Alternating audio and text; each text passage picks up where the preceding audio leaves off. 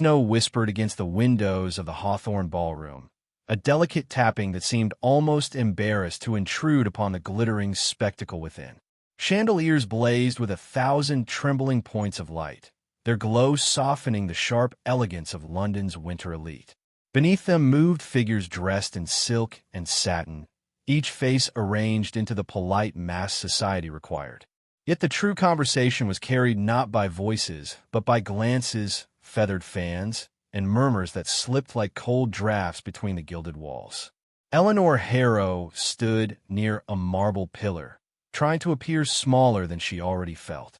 Her gown, once her mother's pride, had faded to the muted blue of forgotten summers, and its stitching, carefully mended by Eleanor's own hands, pulled ever so slightly at the seams. She clasped a teacup she had no intention of drinking from, hoping its warmth might steady her trembling fingers. Around her, conversations swelled and sank, never once touching her, as though she were a harmless draft passing unnoticed along the floor. It might have been bearable had her cousin Lydia not drifted toward her, wearing the expression of someone approaching a spectacle she had already previewed. Lydia's gown glittered with sequins that caught every shard of light, reflecting her triumph in cruel little sparks. She leaned close enough for Eleanor to smell rosewater and arrogance. "Do straighten your hem, dear," she murmured sweetly. "One should at least pretend to belong." Her hand brushed Eleanor's skirt, and with a calculated twitch, fabric tore in a gasp of unraveling threads. A ripple of laughter glided outward as though Lydia had cast a stone into a shallow pond. Faces turned, some pitying, most delighted, and Eleanor felt heat rise beneath her skin, a blush that burned not from shame alone but from helplessness. She tried to step back, but retreat only exposed the torn hem further, revealing the frayed lace beneath. Lydia lifted her brows in theatrical sorrow. "My, how unfortunate," she sighed. "Though perhaps it is best. A lady must know when she is unsuited for attention." Eleanor wished, just for a moment, that she could melt into the marble beneath her slippers. Yet even as she braced herself for another wave of ridicule, the ballroom shifted in a way she could not immediately name. Conversations faltered. A path opened through the crowd, not by courtesy, but by instinctive deference. And then she saw him, Adrian Blackwell, Duke of Hawthorne, moving toward her with the determined calm of a man accustomed to storms. His dark eyes held no warmth, yet they fixed on her with unsettling precision. He reached her before she could form any coherent thought. Lydia stepped aside at once, curtsying with an eagerness that bordered on desperation, but Adrian's gaze never flickered toward her. Instead, he regarded Eleanor with a solemnity that silenced the remaining whispers. "My lady," he said, offering his gloved hand, "you are injured." She blinked, startled not by his words, but by the gentleness threaded through them, gentleness she had not heard directed at her in years. The murmuring crowd held its breath. Eleanor hesitated, certain he must be mistaken. She was no one. He was a man whose grief had carved him in a legend. Yet his hand remained extended, offered without haste or pity. When she placed her trembling fingers atop his glove, heat surged through her, unexpected, startling, undeniably human. Adrian inclined his head. "No one here," he murmured, loud enough for nearby ears, "is entitled to mock what they cannot equal." The words dropped into the stunned silence like stones breaking a frozen pond. Shock rippled outward. Gentlemen straightened their cuffs, as though preparing to defend opinions they had not yet formed. Ladies leaned into one another, fans fluttering like restless wings. Lydia's face blanched, then hardened into a brittle smile. Eleanor, mortified by the sudden attention, yet unable to withdraw, stood anchored by the Duke's steady presence. She sensed a story forming around them, dangerous, intoxicating, impossible to contain. Adrian released her only to place himself between her and the staring assembly, shielding her as though it were instinct rather than choice. "He'll regret this," someone whispered near the orchestra pit, but the music had softened into uncertainty, as if the violins themselves questioned their role in the unfolding drama. Eleanor felt the weight of every gaze pressed against her torn gown, her trembling hands, the borrowed dignity of the Duke's intervention. She wished to thank him, but the words dissolved before she could shape them. Adrian looked down at her, his expression unreadable, carved from restraint and something she dared not name. "Walk with me," he said quietly. Eleanor obeyed before she could question the wisdom of doing so. The crowd parted once more, their curiosity forming a corridor of glittering scrutiny as she and Adrian crossed the polished floor. With every step, she felt the strange shift inside herself, a reluctant surrender to the idea that she was no longer entirely invisible. The Duke's presence gathered around her like a shield, though she sensed no triumph in him, only a solemn conviction. They stopped near the terrace doors, where a draft carried the scent of snow and distant lantern smoke. "Miss Harrow," Adrian said, his voice pitched low enough to remain theirs alone, "I will not allow cruelty to dictate your place in this room." The promise startled her more than his presence had. She opened her mouth to protest, to insist that she required no rescue, but her courage faltered under the warmth hidden beneath his restraint. Outside, wind pressed against the glass as if urging them onward. Eleanor's heart pounded, sensing that something in her life had shifted irreversibly. Then a candle guttered behind them, throwing shadows that whispered of things not yet revealed. Eleanor turned toward the wavering flame, unaware that the moment would echo far beyond the ballroom's glittering confines. She felt the Duke's attention settle beside her like a vow unspoken, and a fragile, perilous hope stirred quietly within her chest tonight. Tea dawned the following morning. Eleanor found a small velvet box resting upon the windowsill of her modest room, its presence so unexpected she wondered whether the frost had conjured it from thin air. The sun, weak and pale, cast a hesitant glow across its surface, illuminating the hawthorn crest pressed into the lid. Her breath caught. No note accompanied it, no trace of the hand that had delivered it. With trembling fingers, she opened the box, revealing a winter rose brooch crafted from mother-of-pearl and silver, its petals carved with reverent care. It was not a trinket of flirtation, but a token of remembrance, the sort of gift a duke should never bestow upon a woman whose name society only uttered to sharpen their tongues. Eleanor pressed the box shut, heart pounding in shocked delight and terror. Such a gift, if discovered, would ignite the very flame she had spent years evading. She imagined the whispers, how quickly they would twist, how eagerly Lydia would seize upon them. Yet even with dread coiling in her stomach, she brushed her thumb across the brooch once more, unable to resist the soft glimmer of solace it offered. She hid it within a drawer beneath her mother's letters, as though burying temptation itself. By afternoon, rumors had already seeped into the drawing rooms of London like smoke seeking fresh air. Whispers curled around Eleanor's name with poisonous fascination. "He must pity her," declared one lady, feigning concern. "Or worse, replace his duchess with a charity case," murmured another. Their words drifted through shop doors and across tea tables until they reached even the ears that wished not to hear them. Lydia, upon learning of the murmurs, wasted no time adding her own embellishments. "It is tragic, is it not?" she sighed theatrically. "Poor Eleanor cannot help attracting misery, or men above her reach." Eleanor ventured into the city that day despite her cousin's warnings, hoping air and distance would quiet her thoughts. The winter streets bustled with polished carriages and lamplit fog, each passing figure occupied with their own arrangements for the season. She paused inside a small bookshop on Strand. Its warmth and wooden sent a balm to her unsettled nerves. Yet tranquility eluded her when she turned and saw Adrian Blackwell standing in the far end of the aisle, his gloved hands resting upon a leather-bound volume. Their eyes met, and though she attempted a polite curtsy, her heart betrayed her with its unsteady rhythm. He approached with a measured calm that seemed at odds with the tightness around his eyes.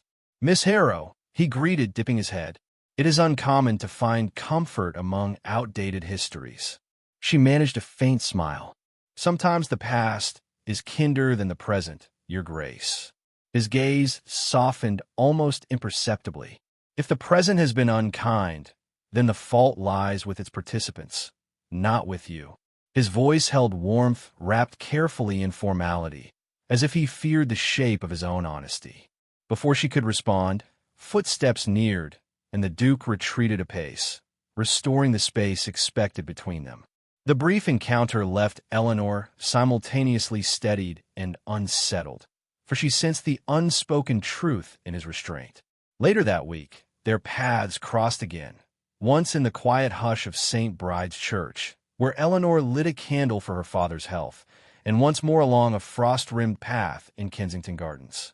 Each meeting unfolded with the same careful choreography: formal greetings, whispered observations, glances that lingered before retreating to safer distances.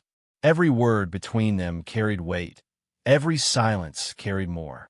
Adrian's restraint frayed gradually, though never enough for impropriety, only enough for Eleanor to sense the warmth he fought to contain.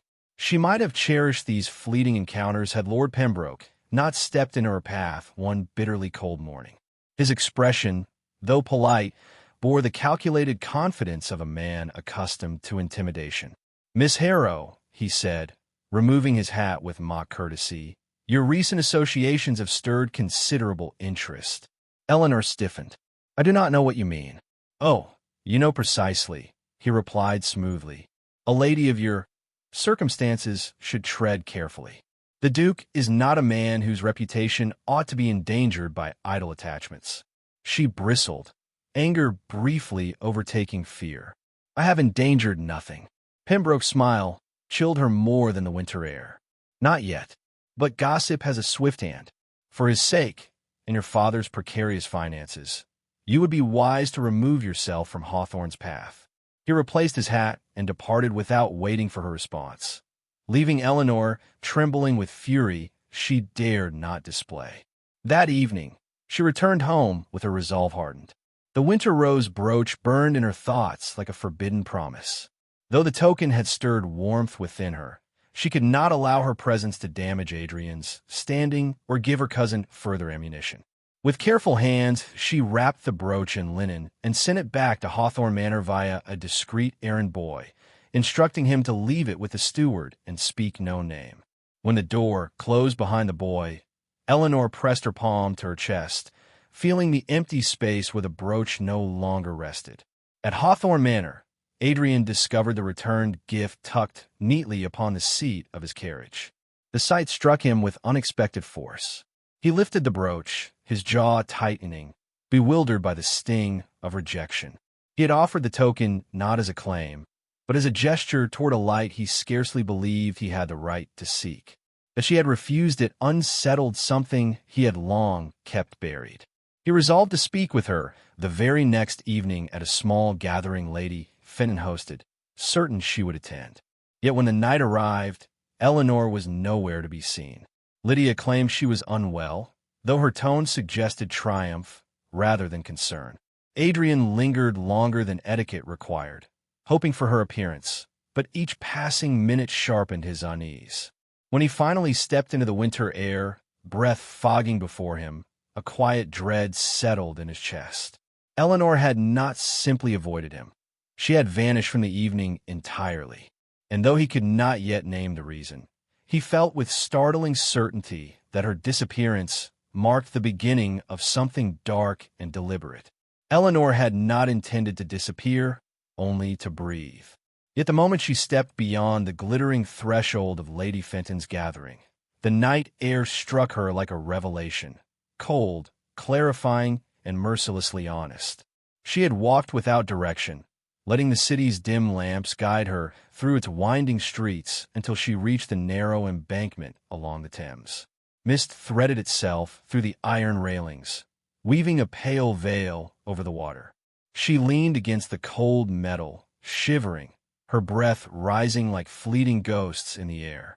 She had returned the brooch, distanced herself, obeyed every unspoken rule meant to keep her in society's shadows. Yet her heart insisted on reminding her of the Duke's steady gaze, the warmth beneath his restraint, the unspoken tenderness that had begun to bloom between them. She had done everything in her power to sever it, and still her chest ached with the weight of longing. The crunch of approaching footsteps echoed behind her. Eleanor stiffened, chastising herself for wandering so far alone. She turned slowly, only to find Adrian Blackwell, coat dusted with frost, expression carved with worry sharper than any she had seen him wear. "Miss Harrow," he breathed, relief cutting through the tension in his voice. "Thank God. I feared." He stopped himself abruptly, as though revealing anything more might breach the fragile wall between propriety and confession. Eleanor lowered her gaze. "Your Grace, you should not be here. London would unravel itself with gossip if it knew." "London already concerns itself far too much," he replied, stepping closer but not touching her. "I am less troubled by their whispers than by your disappearance from the gathering. When you did not appear, Again he paused, struggling for words. "I could not rest." She swallowed hard, torn between gratitude and dread. "You should not involve yourself further. It is perilous for you and for me." Adrian exhaled slowly, the breath steaming in the cold air. "You return my gift. I wish to know why."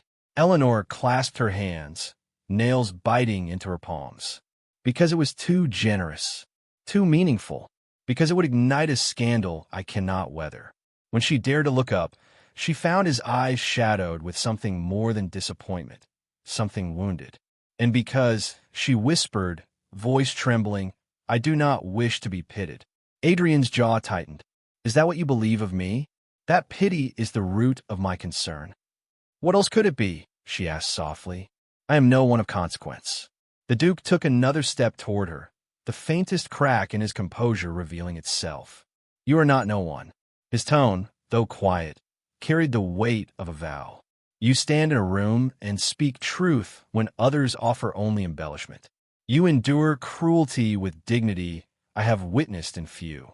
And you look at the world as if searching for pieces of goodness others have long forgotten." Eleanor blinked rapidly, her breath catching. "You cannot say such things. Not to me. Then to whom should I say them?" His voice deepened, low and urgent. "To ghosts?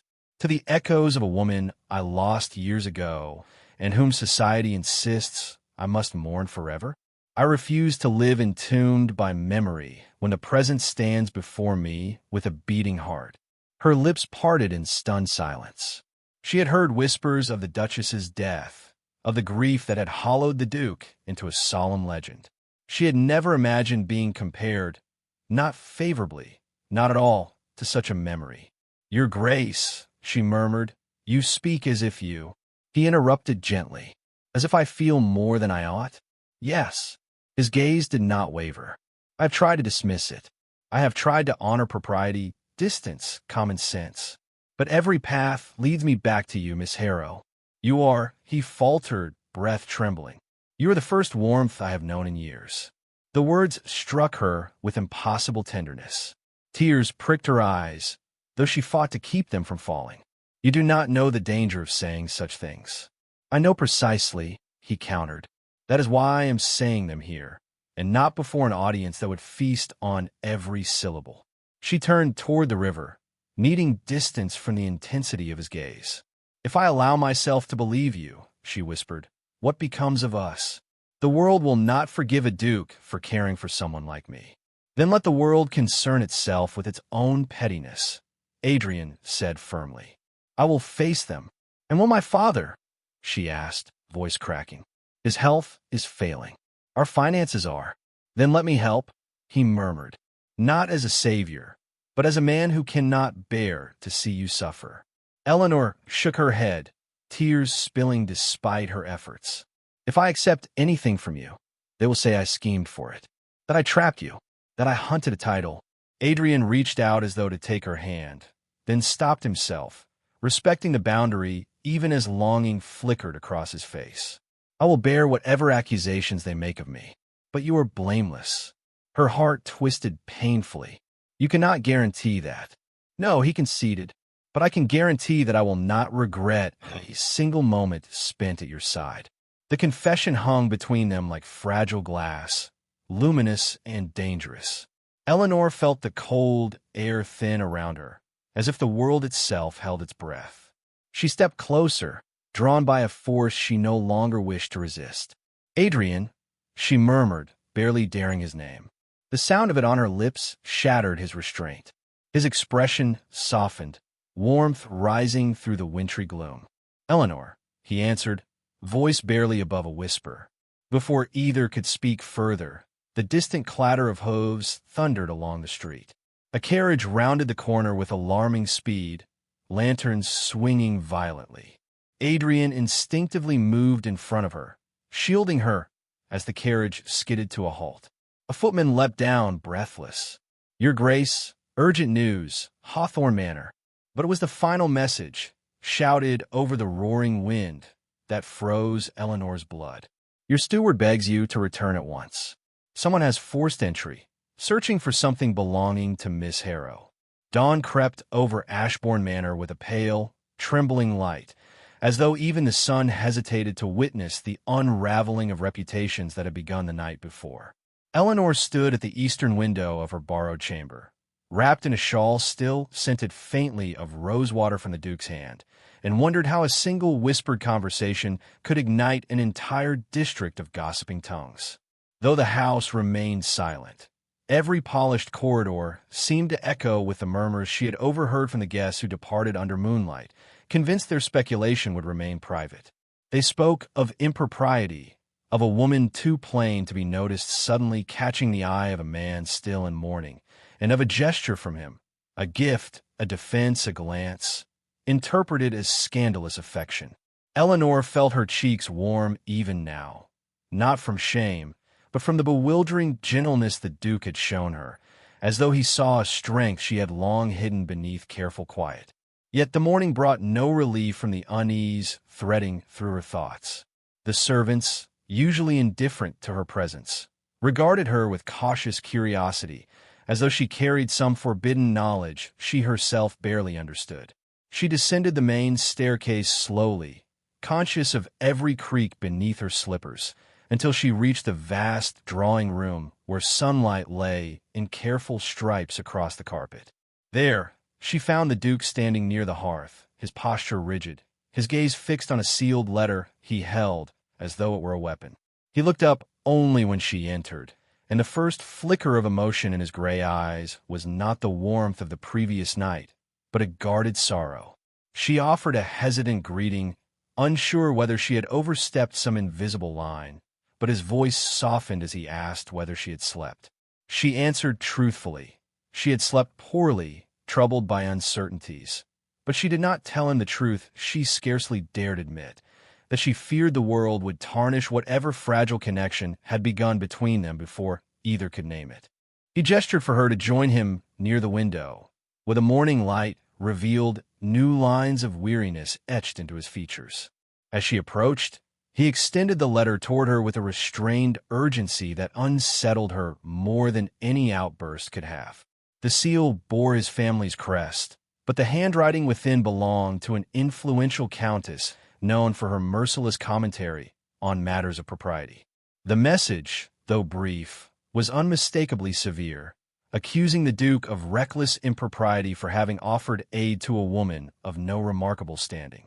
Eleanor felt the heat of mortification rise, not because she believed herself unworthy of his kindness, but because she knew how society would twist compassion into scandal. When she tried to apologize, he stopped her with a quiet firmness, insisting she held no blame. His defense sent a tremor through her resolve, disrupting the careful distance she had promised herself she would maintain.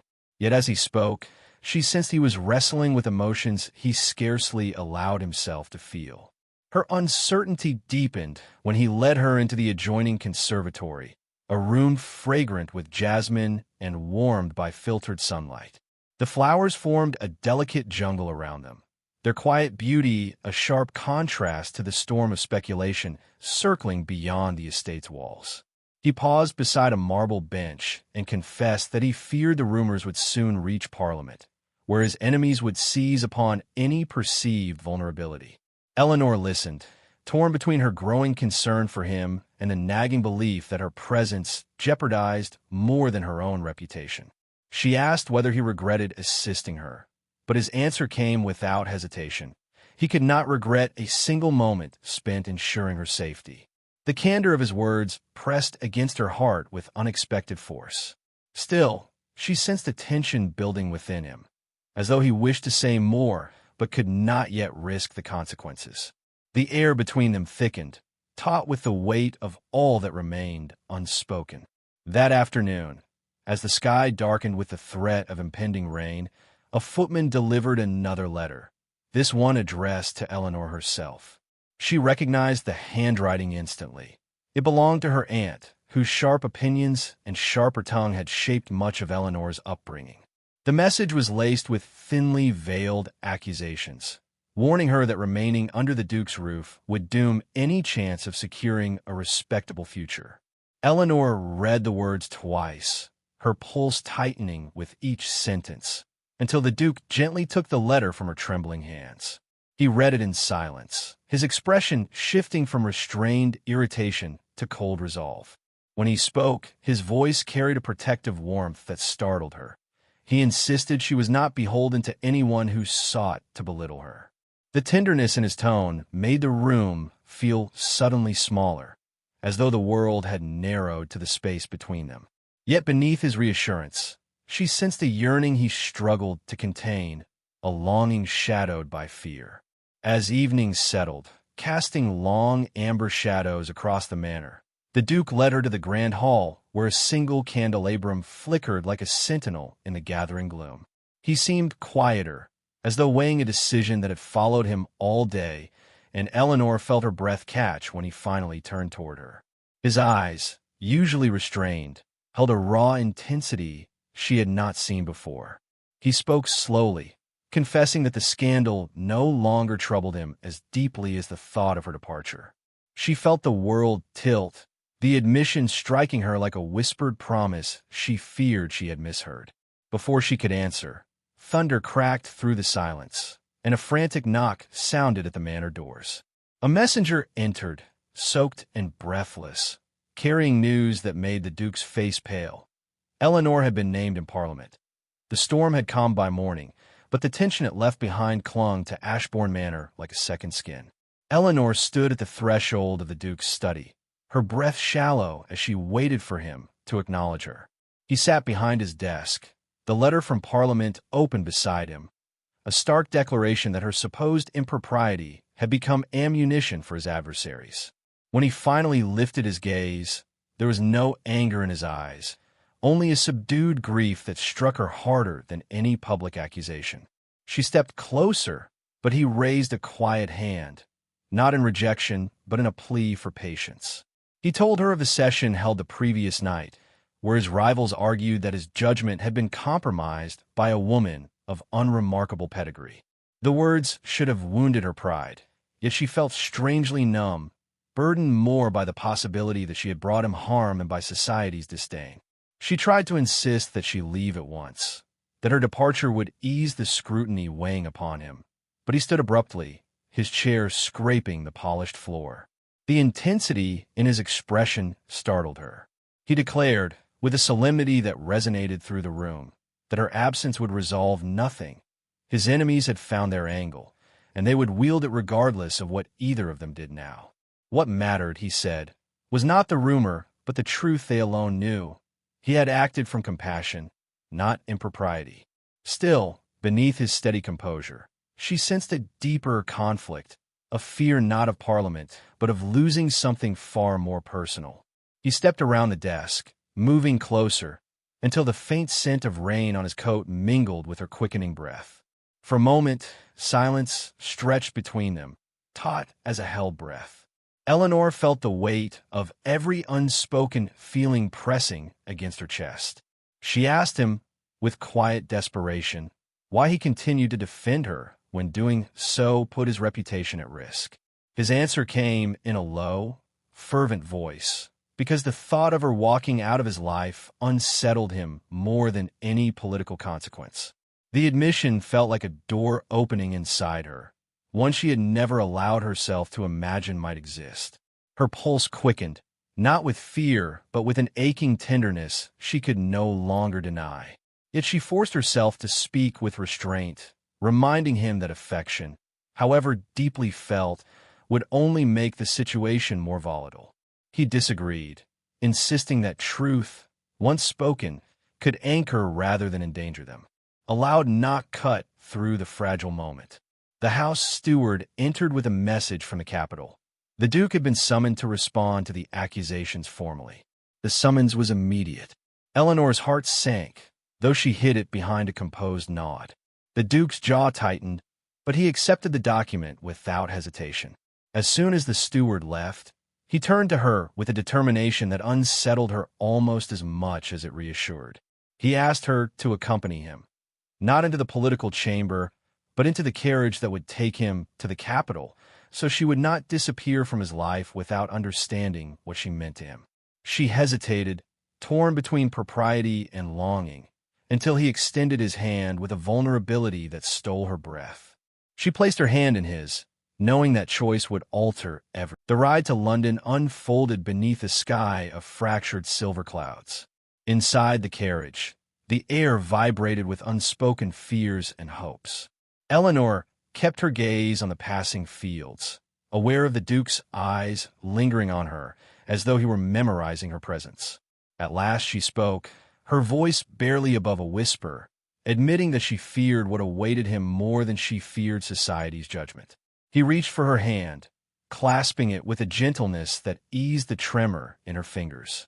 He promised that whatever final verdict awaited him, he would face it knowing he had chosen honesty over cowardice. The sentiment settled over her like a balm, though it did nothing to quiet the storm of emotion churning inside her. When they reached Westminster, the Duke stepped out first, his posture regal despite the weight of expectation pressing upon him. Eleanor followed, her presence drawing immediate whispers from the gathering crowd. He offered his arm, and she took it, though the gesture set the observers buzzing with renewed interest. Inside the chamber's antechamber, he paused before facing the politicians who awaited him. He turned to her, his expression stripped of every mask he had worn since they met. In a voice meant only for her, he confessed that he had long believed his heart buried beside the woman he once lost. But something in her courage, in her unassuming strength, had called that heart back to life.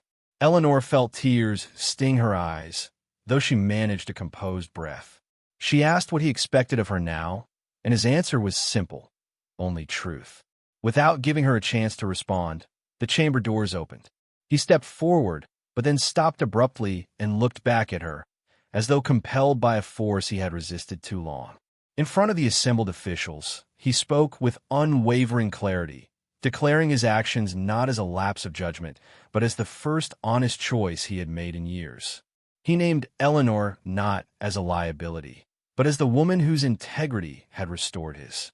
Gasps echoed through the room, but Eleanor heard only the quiet sincerity threading through his words. The officials exchanged glances, clearly taken aback by his candor. Eleanor stood motionless, every muscle taut, until one of the senior ministers spoke. A ruling would be made, but not that day. The Duke exhaled slowly, tension easing from his shoulders. Eleanor met his gaze, her own steadied by a resolve she had not known she possessed. As they stepped out of the chamber together, fingers brushing, a quiet truth settled between them. Whatever storms remained, they would face them not as strangers bound by circumstance, but as two lives newly intertwined. And for the first time since the scandal began, Eleanor felt something bloom within her, something dangerously close to hope.